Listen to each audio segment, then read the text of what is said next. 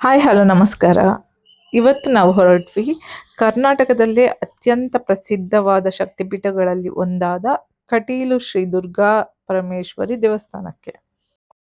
ಈ ದೇವಸ್ಥಾನವನ್ನು ನಂದಿನಿ ನದಿಯ ಮಧ್ಯದಲ್ಲಿರುವ ದೀಪದಲ್ಲಿ ಬಿಲ್ಡ್ ಮಾಡಲಾಗಿದೆ. ಸೊ ಈ ದೇವಸ್ಥಾನಕ್ಕೆ ಕಟೀಲು ಅನ್ನುವ ಹೆಸರು ಬಂದಿದೆ. ನವರಾತ್ರಿಯ ಸಂಡೇ ಆದ ಕಾರಣ ರಶ್ ತುಂಬಾನೇ ಇತ್ತು.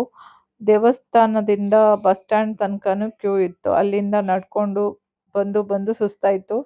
ಲಾಸ್ಟ್ಗೆ ದೇವರ ದರ್ಶನ ಆದ ತಕ್ಷಣ ಫುಲ್ ಎನರ್ಜಿ ಬಂದು ರೀಚಾರ್ಜ್ ಆದಾಗೆ ಆಯಿತು.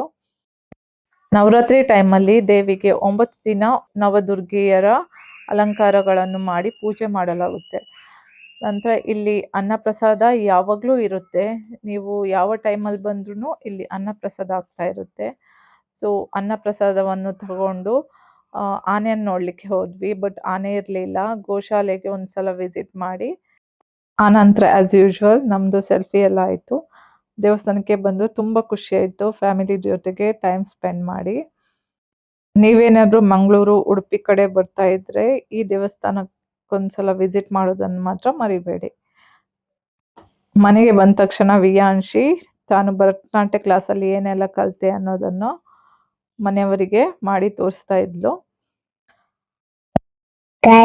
ನಮ್ಮ ಮನೆಗೆ ಯಾರು ಗೆಸ್ಟ್ ಬಂದಿದ್ದಾರೆ ನೋಡಿ ನೋಡಿ ಮಂಗನ್ನ. ಅವರಿಗೆ ಹಸಿವಾಗ್ತಾ ಇತ್ತು ಮೋಸ್ಟ್ಲಿ, ಅದಕ್ಕೋಸ್ಕರ ನಮ್ಮ ಮನೆ ಒಳಗೆ ಬಂದು ಟೊಮೆಟೊ ಎಲ್ಲ ತಿಂದಿದ್ದಾರೆ. ಬಟ್ ನಮಗೆ ಗೊತ್ತೇ ಇಲ್ಲ, ನಾವು ಹೊರಗಡೆ ಕುತ್ಕೊಂಡಿದ್ವಿ. ಆನಂತರ ಗೊತ್ತಾಯಿತು ಮನೆ ಒಳಗೆ ಮಂಗಗಳು ಬಂದಿದ್ದಾವೆ ಅಂತ. ನಂತರ ಹೋಗಿ ಅವರಿಗೆ ಸ್ವಲ್ಪ ಬಾಳೆಹಣ್ಣು ಫುಡ್ ಎಲ್ಲ ಕೊಟ್ವಿ. ಇಬ್ರು ಖುಷಿ ಆದ್ರು. ವಿಯಾಂಶಿ ಅಮ್ಮನಿಗೆ ಮನೆ ಕೆಲಸದಲ್ಲೆಲ್ಲ ಹೆಲ್ಪ್ ಮಾಡಿದ್ಲು. ಇಲ್ಲಿಗೆ ಈ ಲಾಗ್ ಎಂಡ್ ಮಾಡ್ತೀನಿ. Thank you for watching. Bye.